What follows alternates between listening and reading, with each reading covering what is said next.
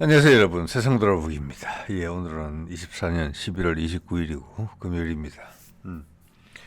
지금 국내 언론에서는 그런 보도가 참 없는 게 신기해요. 아마 전 세계 서방 언론, 미국, 유럽도 마찬가지일 겁니다. 예.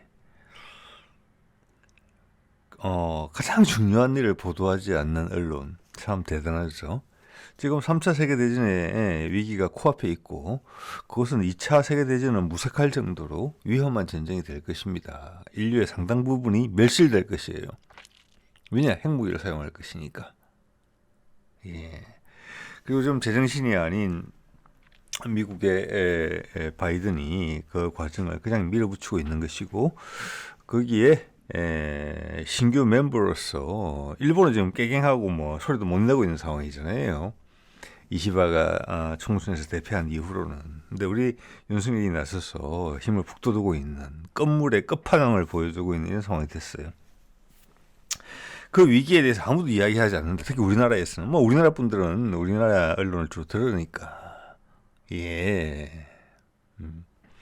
그렇지만 많은 경고의 목소리가 나오고 있다. 그게 좀 세상이 바뀌고 있다라고 이야기를 들릴 수 있을 것 같아요. 네, 우리는 오래됐거든요. 이렇게 아무것도 모른 채로 지나간 지가. 그래서 무슨 일이 생기면 천재지변인 마냥 이게 하느님의 뜻이구나, 하늘의 뜻이구나, 그냥 받아들여야지. 내가 어떻게 대응할까? 열심히 살아야지, 성실하게 살아야지. 이렇게 살아왔지만 지금은 신호가 나온다는 겁니다. 예, 이 신호가 나왔다는 것은 그리고 인터넷이라는 세상을 염두에 둘 때 세상이 급격하게 바뀔 수 있다는 것을 의미하거든요. 그건 누구도 이야기하지 않지만 그게 사실일 겁니다. 아마 내가 위기를 느끼고 출구를 찾아야 되겠다라고 정신 집중을 하고 찾기 시작하면 엄청나게 보이기 시작해요. 그리고 요즘에는 인공지능 같은 것도 발전해가지고 외국의 언변들을 거의 뭐 7, 80% 정도는 명확하게 우리가 이해할 수 있습니다. 자, 그래서 이것은 상당히 긍정적인 신호다.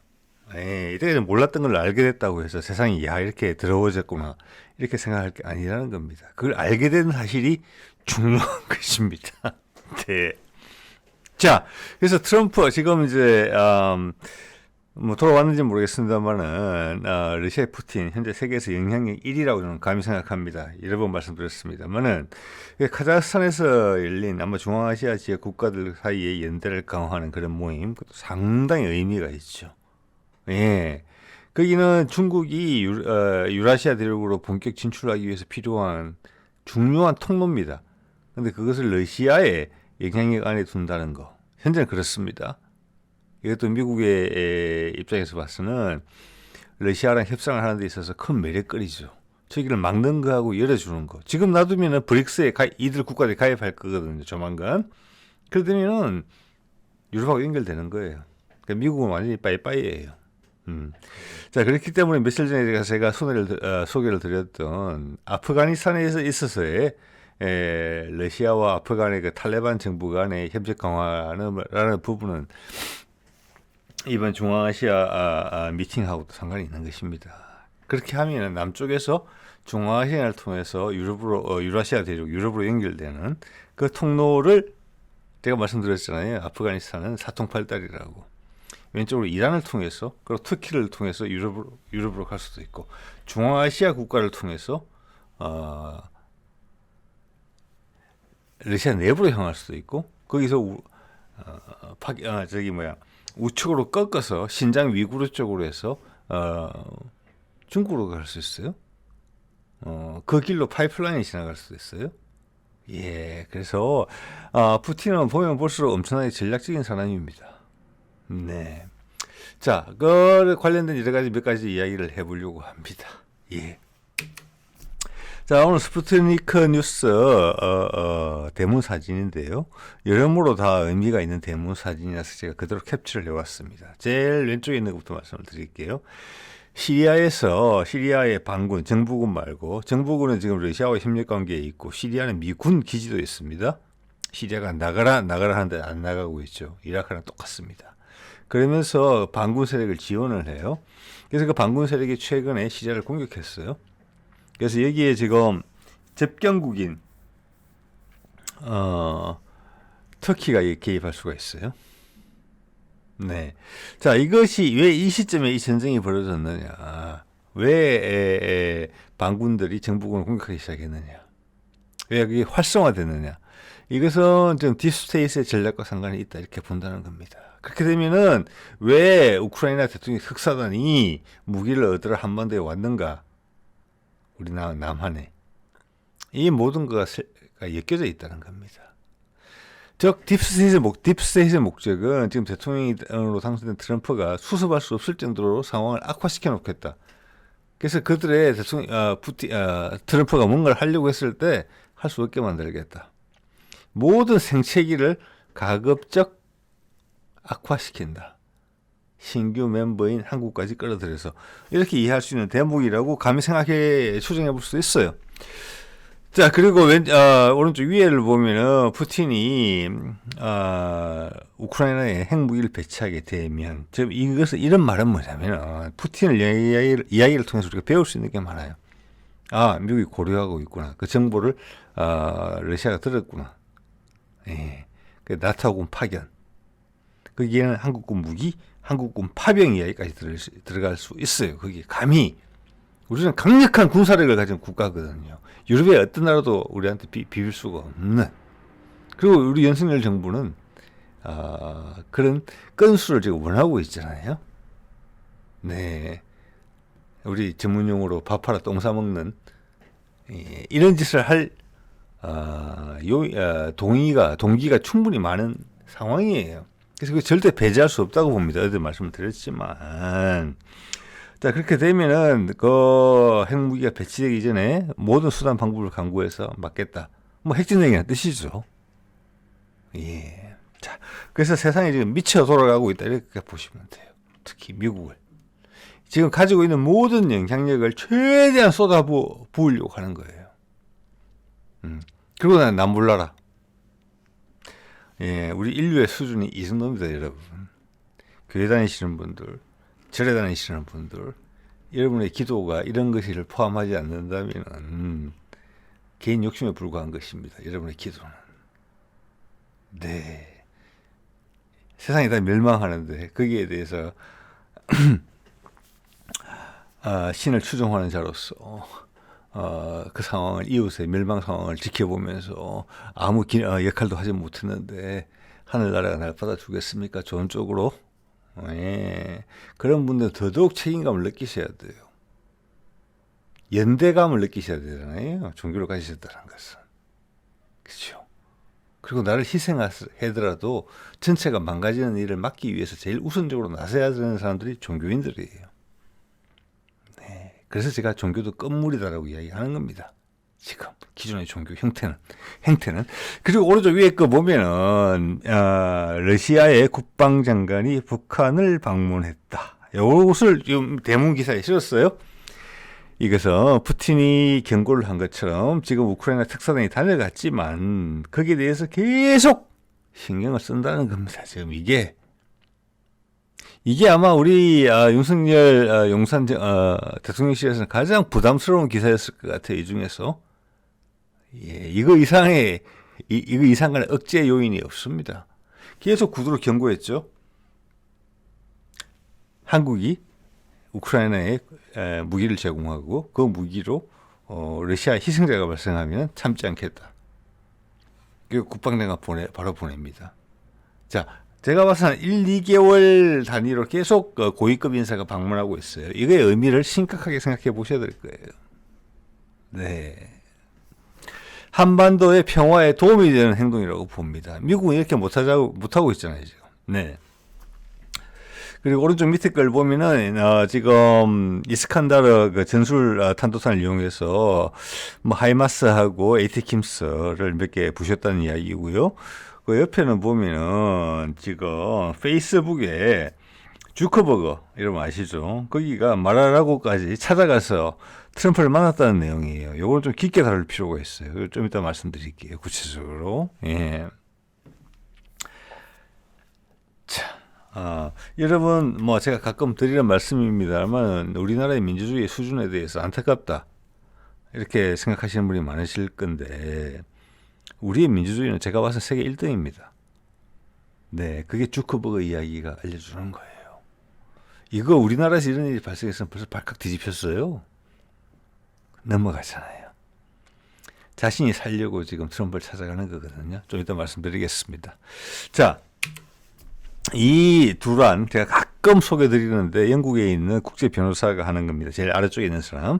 왼쪽 위는 제프리 삭스고 오른쪽 위는 아마 노르웨이인가? 그 정치학 교수인데 최근에 푸틴과 면담이 아니라 질문을 하고 답을 오랫동안 주고받았던 그런 교수로서 제가 한번 언급을 드린 바가 있는 사람이에요. 이름 기억이 안 나네요.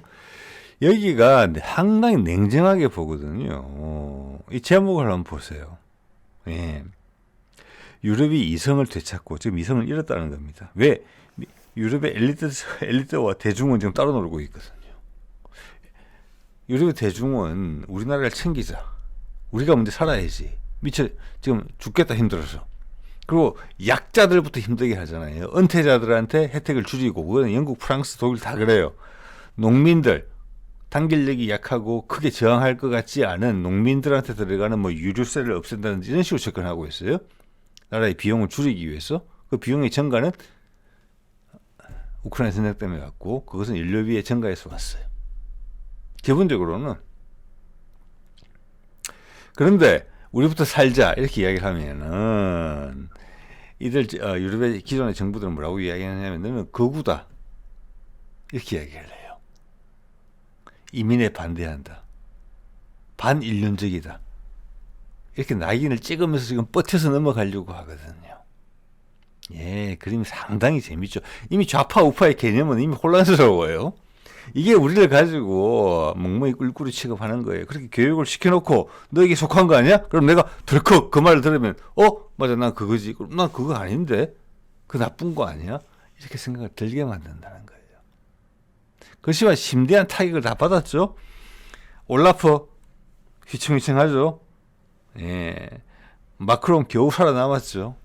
영국도 마찬가지입니다. 스타머도 떨어지고 있잖아요. 지금. 총선 다시 하자 그러잖아요. 그렇게 장난치를 치는데도 이게 세상이 바뀌고 있다는 것입니다, 여러분. 이런 것들을 통해서 바뀌고 있는 거예요. 조회수 얼마 안 되는 것 같지만 우리 이런 말 못 들었잖아요, 이때까지는. 이런 사람도 있는 거예요. 세상이 바뀐다는 게 뭡니까?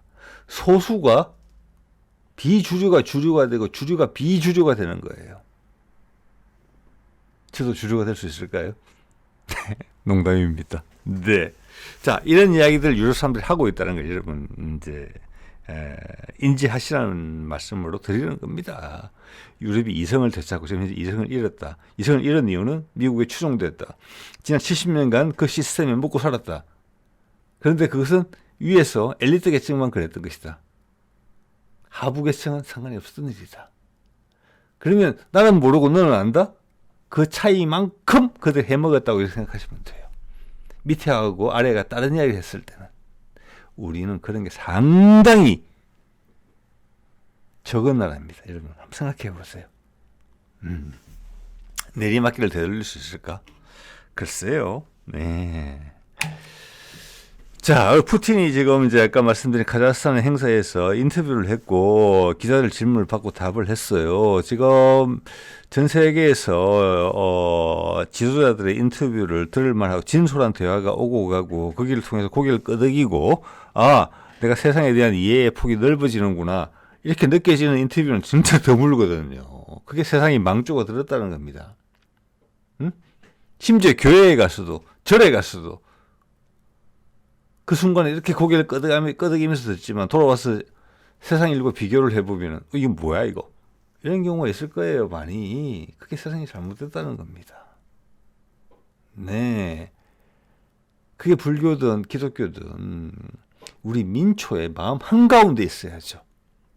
그들이 심지어 이해를 못하더라도 생각이 짧아서 내가 그들을 다독거리고 이해를 시켜줘야 되는 것인데 지금 거짓말의 선봉장에 서 있잖아요. 자, 그런 면에서 푸틴의 이야기는 점점 들을만해요. 오늘 푸틴이 이런 이야기를 했습니다. 트럼프가 영리하고 저는 다 동의가 됩니다. 여우 같다는 말씀 여러분 들었죠.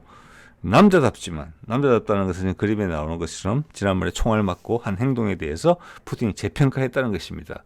그리고 왜 과거에 제가도 말씀드렸지만 그런 말을 한 적도 있습니다. 예전에는 비즈니스맨 출신이라서 정치인으로서는 상당히 약한 면이 있었다. 그게 8년 전 이야기예요. 트럼프 일기. 그렇지만 이번 사안에 대해서 트럼프가 대응하는 것을 보고 상당히 새롭게 생각하게 됐다. 예, 이거 엄청 키워주는 거죠. 푸틴이 이런 소리를 빈소리로 하지 않는 사람이라고 생각을 합니다. 그리고 이야기를 했습니다. 아직 암살 위험이 있다.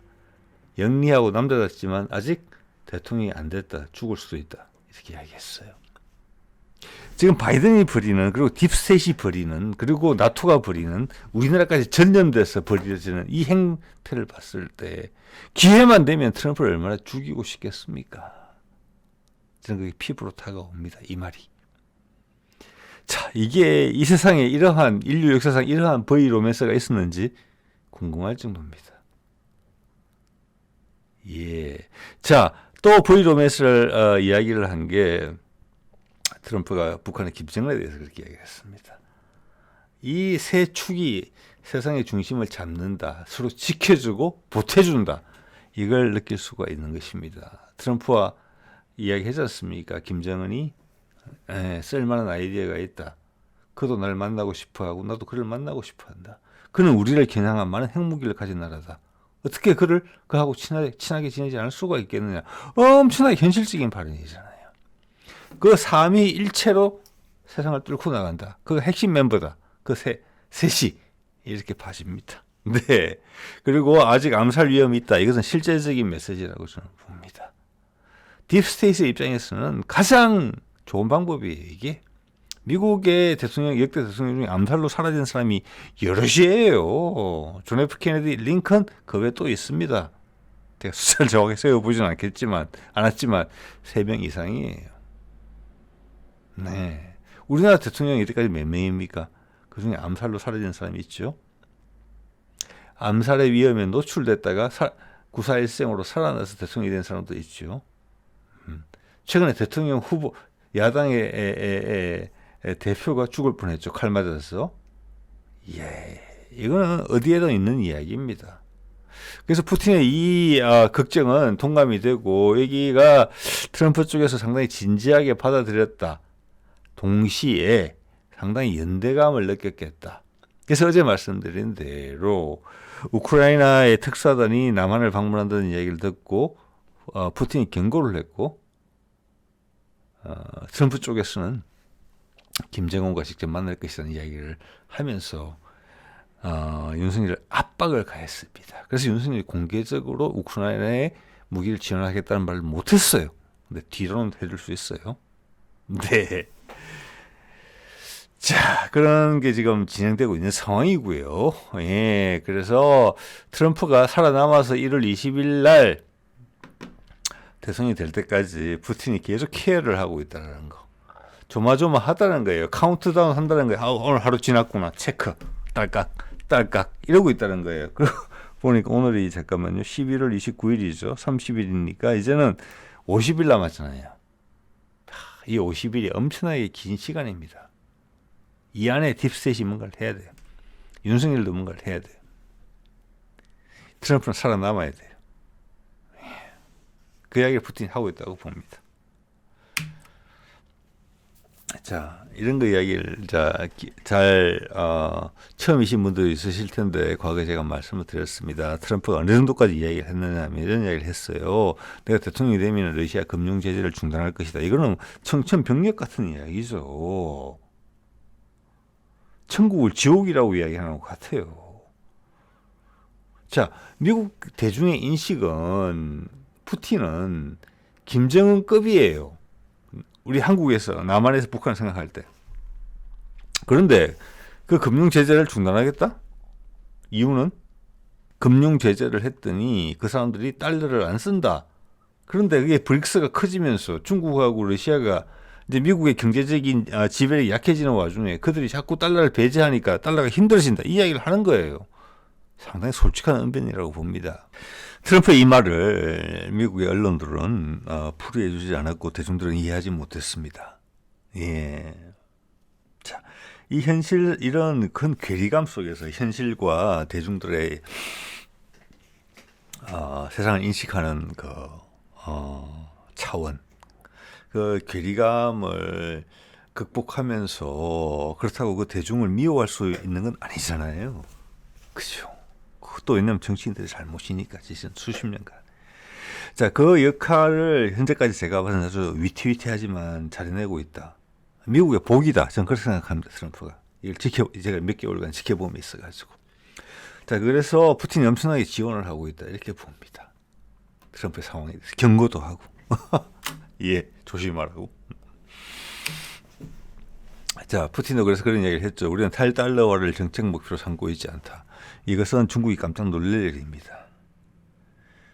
푸틴이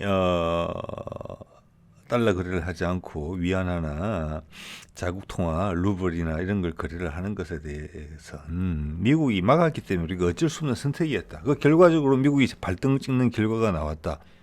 근데 미국이 마음을 바꾼다면은 우리는 다시 뭐 달러 또 사용하겠다. 이야기를 한 겁니다. 중국의 마음은 그렇지 않거든요. 제가 느끼기에는. 예, 중국의 여러 가지 금융적인 행태를 보면 알 수가 있습니다. 중국은 이 기회에 미국을 죽이려고 하고 있어요. 그런데 여러분 생각해 보세요. 한번 금융이 무너지기 시작하면은 돌이킬 수 없게 무너지거든요. 우리 과거에 몇 번 경험해 봤잖아요. IMF나 그다음 미국 금융위기 같은 거. 그런데 미국이 전 세계에 천문학적인 빚을 지고 있는데 그 빚이 동시에 한꺼번에 날아간다고 생각해 보세요.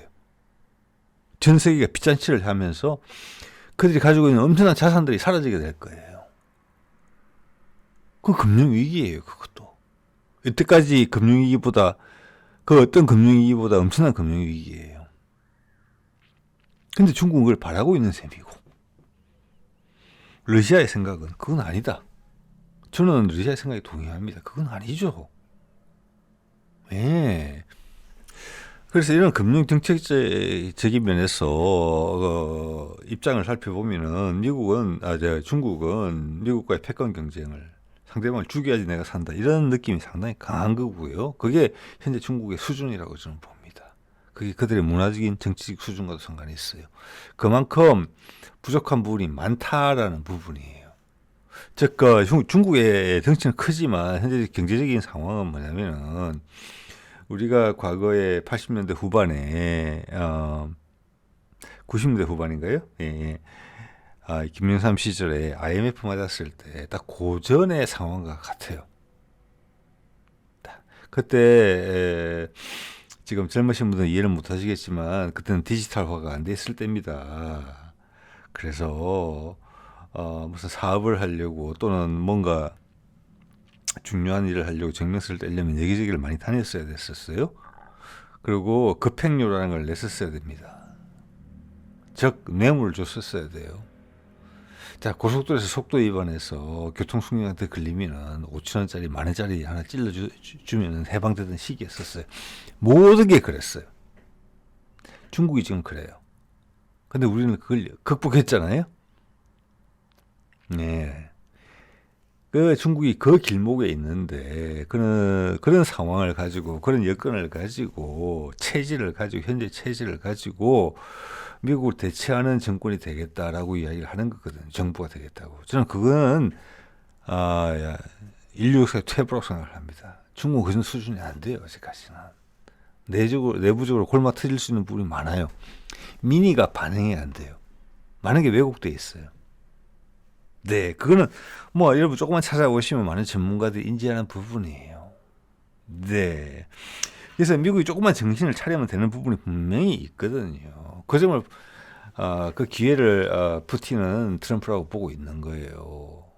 미국이 조금만 정신을 차리면 중국 충분히 견제할 수 있고 주위에 여태까지 박해했던 나라들한테 기회를 주면은 그걸 활용할 수 있다. 대표적인 케이스가 북한이고 이란이고 그런 거예요. 네. 그리고 지금 인도와의 관계 개선이 상당히 진행될 수 있어요. 그럼 그게 큰 시장이잖아요. 미국이 투자할 수 있는 기회가 있는 부분이에요. 왜냐하면 인도는 제2의 중국이 되기를 원하고 있으니까요. 쉽게 될 수 있을지는 모르겠습니다. 네. 자, 그런 기회에 대해서 이야기를 하고 있다고 봅니다. 자, 이거는 지금 스푸트니크에서 보도를 한 건데, 그 오레시니까 그 미사일이 지금 상당히 큰 의미가 있거든요. 그래서 지금 미국 쪽에서는 그것을 언론에다가 공표를 하고 있지 않아요. 이게 어느 정도 수준의 미사일인지에 대해서. 자, 이것은 뭐냐면은 제가 전에도 말씀을 드렸습니다만 며칠 전에도 2018년 19년 트럼프가 중거리 미사일 협약에서 빠져나오면서 INF인가? 예, 그럴 겁니다. 빠져나왔던 이유가 본인들 스스로 이 미사일을 개발하겠다는 거잖아요. 그래서 중국에 대응을 하겠다, 러시아도 대응을 하겠지만 이게 목표였거든요. 예. 지금 오레시닉이 뭐냐면은 그때 미국이 생각했던 그 미사일을 실현한 거예요. 탄도탄 기반의 단수를 줄이면 사거리를 좀 줄이고 5,500km까지니까 앞에는 탄두가 계속 기동을 하고 가속을 계속 함으로 인해서 추진력을 가지고 기동을 한다는 것은 방향을 계속 바꾼다는 겁니다. 그래서 기존의 방어 시스템 갖고는 막을 수가 없는 그런 미사일, 그런 그림을 미국이 그리고 빠져나간 거예요. 근데 미국은 실현을 못했어요. 그리고 2026년까지 독일에 배치한다가 그들의 목표였고 한국과 일본에도 배치한다 이런 이야기가 나왔었고 우리는 난색을 표명했었어요. 지난번 문재인 정부 때. 근데 그걸 실현을 못 해내고 있어요 지금. 근데 러시아가 같은 컨셉으로 그 무기를 만드는 거예요. 그래서 미국을 놀리듯이 이렇게 이야기한 거예요. 실험적으로 쏴봤다. 괜찮네. 아니 그러면 실험적으로 쏴봐서 잘 못됐었으면 러시아 입장이 어떻게 되는 겁니까 이거. 이거 말장난인 거죠. 다 준비가 된 걸 쏜 거예요. 자, 지금 나오는 이야기를 들어보면 푸틴이 이걸 개발해라고 이야기한 지는 오래되지 않았습니다. 미국은 그걸 못하는 무기예요. 이게 적나라한 거예요. 그래서 미국 이 전문가들이 또는 국방부에서 대중들한테 언론을 통해서 이야기를 못하는 거예요. 그들이 하려고 했던 거 자기들은 못했고 러시아가 그걸 해가지고 자기들의 위협으로서 제시를 한 거예요. 이건 엄청나게 큰 위협이에요. 그리고 또 하나는 뭐냐, 여기다가 지금 재래식탄두를 쐈지만 분명히 언급했거든요. 핵탄도 실을 수 있다고. 요즘 핵탄두는 한 200km 정도만 되면 들어가요. 자, 이것에 이런 지금 러시아의 주력의 탄두 중량은 어디까지 되느냐면 1.5톤 정도까지 돼요. 그래서 200km 정도면 6개, 7개 들어간다는 거예요. 요번에도 6개 들어간 거잖아요. 그래서 러시아에서는 이것을 정밀 타격 무기라고 이야기를 했어요. 저도 그렇게 동의를 했고 말씀을 드린 바가 있습니다. 추가 추진력이 있고 여러 가지 기동을 한다고 했을 때는 탄두 중량이 작아질 수밖에 없어요. 그래서 러시아에서도 오늘 소개는 안 드립니다만 푸틴이 이야기를 했습니다. 정밀 타격 무기다. 그리고 벙커 버스터적인 성격도 있을 수 있다. 정밀 타격 무기면 벙커 버스터가 돼야 돼요. 왜냐하면 저게 핵심 시설을 타격해야 되니까. 특히 지휘부 같은 거. 예. 또 그러면 뭐냐? 이것은 일반적인 탄두가 아니고 우리나라에서 지금 많이 개발하고 있는 열압력탄이다. 그래서 탄두에 들어가서 공기가 통하는 모든 안에 갱도내를 포화시킨 다음에 폭발시킨다. 압력으로. 그리고 여러 발이 다중 목표를 향해서 갈 수 있다. 뭐 이런 이야기를 지금 한 것으로 보이거든요. 여기에 대해서 지금 서방과 미국이 상당히 쫄았다는 거예요. 그런데도 그 말을 대중한테 해주지는 않고 계속 전쟁에 불을 지피는 이야기를 하고 있고, 그것도 심지어 제정신이 아닌 바이든이 하고 있는 게 아니라 제가 몇 가지 이야기를 들어보면은 국가안보보좌관인 제이크 슬리반하고 지금 국무장관, 외교장관인 블링컨이 그걸 크게 조율하고 있다. 그들의 영향을 미치는 사람은 누구냐? 그게 딥스테이트입니다. 예, 거기에는 제 추정컨대는 1차적으로는 군산복합체가 있고요. 군산복합체는 돈으로 움직이는 거예요. 지금 이런 정치적 여건을 통해서 돈을 버는 게 군산복합체이기 때문에 기본적으로 자본이죠. 그 위에는 뭐냐? 그들 자본을 움직이는 유태인 자본가들이 있다. 저는 감히 그렇게 생각하는 것입니다. 자, 그래서 러시아에서 올해 신익으로 뭘 할 수 있는지를 보여줬어요. 이게 상당히 인상적이었어요. 자, 저기 코카사스 산맥 북쪽에서 러시아 땅에서 쏘게 되면 이게 사거리가 5,500km 정도는 되는 것 같아요.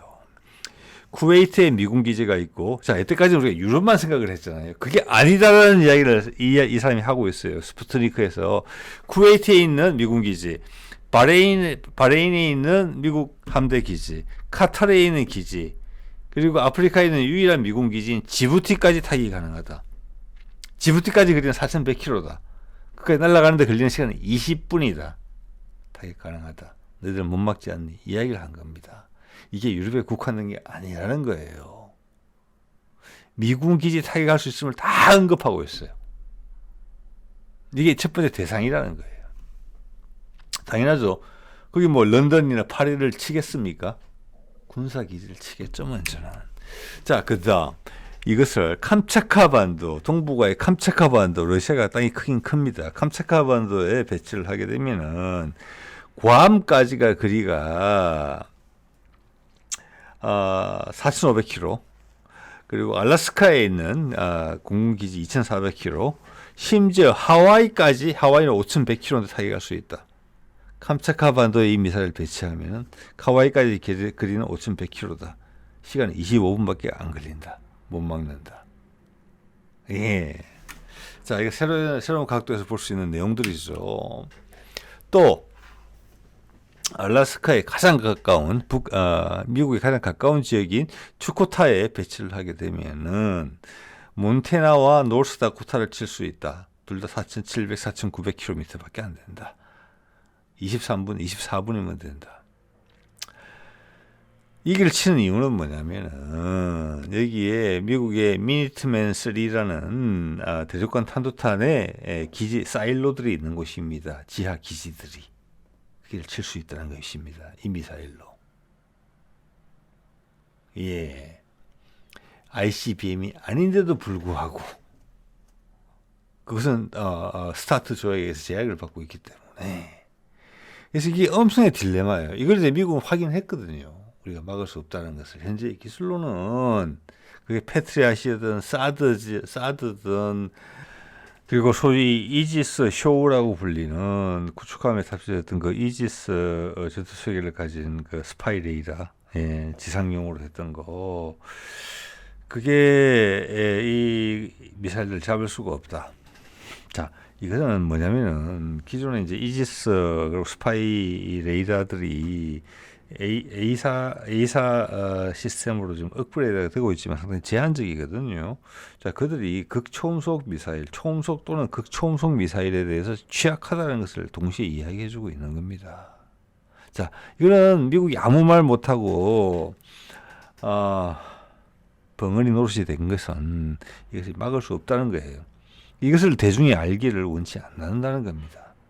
그러면서 계속 공격적인 자세를 취하는데 이걸 대중이 정확하게 알게 되면, 아니 그 미사일 쏘게 되면 우리 막지도 못하면서 어떻게 계속 기름을 끼얹냐, 자살 공격이냐, 이런 생각을 할 수 있다는 것입니다. 네. 자, 이 말씀 드려볼게요. 아까 스푸트니크 기사에 소개드렸던 건데, 트럼프와 메타의 주커버그, 페이스북이죠. 주커버그가 회동을 했다. 근데 이제 주커버그가 말하라고를 찾아가는 형식을 취했다. 트럼프의 집이죠. 자, 여기서 여러분 우리가 조금 이해를 해줘야 돼요. 상당히 의미가 있어요. 자, 메타 쪽에서 상당히 큰 변화가 있을 수 있겠다. 이런 이야기가 나오거든요. 이 제목을 보면 그게 무슨 뜻인고 하니, 지금 트럼프가 당선되고 나서 주커버그가 입장이 상당히 안 좋아졌다는 겁니다. 잘못하면 감옥 갈 수 있겠다, 이런 걱정을 한다는 것입니다. 왜? 언론의 자유를 침해하면서 바이든 편을 들었던 게 명확하다는 거예요. 이게 그걸 알려주는 거예요. 그래서 그걸 무마하기 위해서 갔다.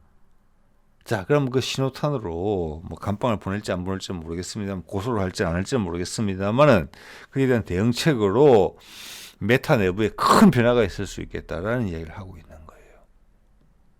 자, 이것은 예전에 제가 한번 말씀드렸던 부분이거든요. 자, 이 보면 이런 내용이 있어요. 헌터 바이든 랩탑 관련해서 그 내용을 제안했다. 즉 페이스북에서 못 돌아다니게 했다는 거예요.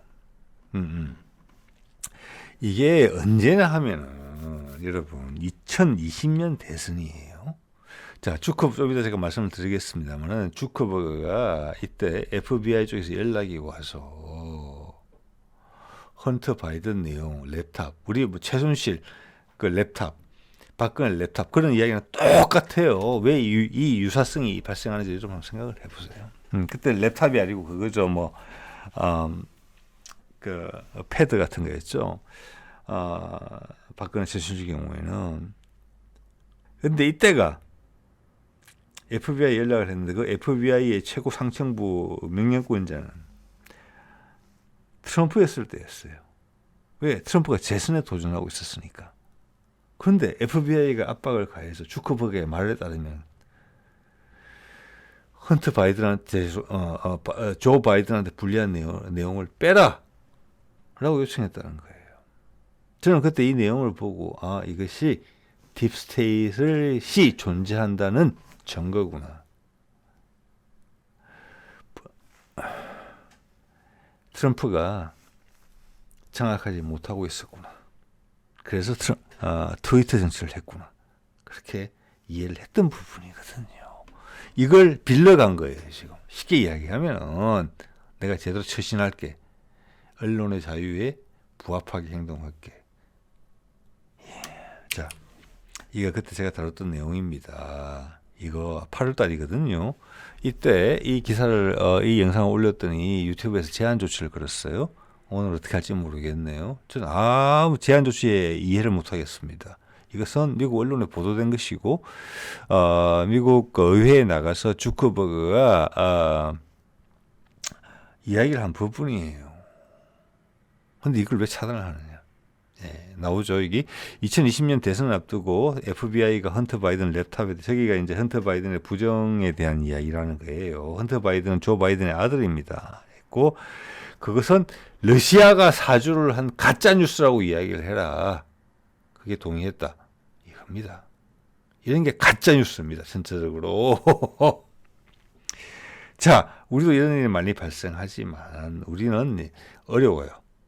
그렇지만 지금 민주주의의 최강국이라는 패권 강국이라는 미국에서 이런 일이 다반사로 벌어지고 있다는 겁니다.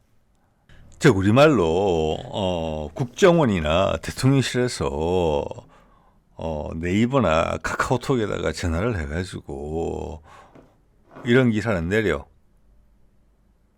하고 또 그런 기사는 북한이 사주한 가짜 뉴스야 이렇게 이야기하라고 했다는 것입니다. 그대로 따랐다. 근데 주커버그가 이렇게 구구절절 변명을 합니다. 그때 이미 이게 8월달이에요. 금년. 우리말로 하면 이제 국회 모르겠습니다. 방송 통신이 이런 게 있는지 모르겠지만 언론을 다루는 분야에 나와서 이야기를 한 거예요. 편지로서. 거기는 상임위 위원장한테 보낸 편지에서 이렇게 이야기를 한 겁니다. 이거는 팩트입니다.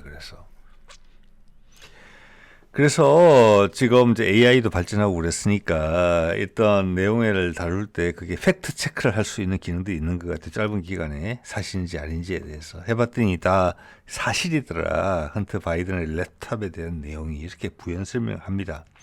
엄청나게 자세를 낮추는 것이고 지금 바이든 대통령일 때 그런 얘기를 하는 거거든요. 그때 페이스북 지금 메타 그기가 이미 대선의 향방에 대해서 감을 잡았다는 겁니다. 몸을 낮췄다는 거죠. 자복을 하고 있었던 것이잖아요. 네. 그리고 또 바이든 정부로에서는 이런 압박도 받았다고 계속 자복을 해요. 살려달라는 이야기예요. 네. 코비드 관련해서 특정 정보를 검열해달라고 요청을 받았다. 예. 제가 이 내용을 보면서는 무슨 생각이 들었냐면 제가 또 올린 영상 중에 유튜브에서 제재 조치를 걸은 게 있습니다. 사실 가능성이 상당히 높은 내용에 대해서 엄청나게 파급 효과가 있는 내용이죠. 오늘 어떨지도 모르겠는데 2건이나 말씀을 드리고 있으니까 이겁니다. 정치논평 200편이죠. 코로나 바이러스는 실험실에서 만들어진 것이라는 겁니다. NIH가 관여했을 가능성이 높아요. 미국 보건원이. 국립보건원이.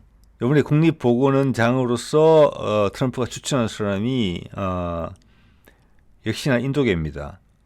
그의 언급을 지금 잠깐 보여드리겠습니다만은 뭐라고 했냐면은 NIH가 가진 국립보건원이 실추된 명예를 회복하겠다.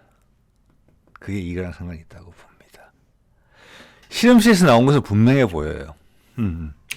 왜냐하면 제프리 삭스가 그런 얘기를 했거든요. 이 란셋이라는 상당히 지명도가 있는 의학 잡지입니다. 거기서 코로나 바이러스의 이번에 이제 팬데믹을 통해서 배울 수 있는 게 뭔가라는 거에 위원회를 만들어서 그 위원회를 공정하게 유지하기 위해서 제프리 삭스를 위원장으로 영입을 했어요.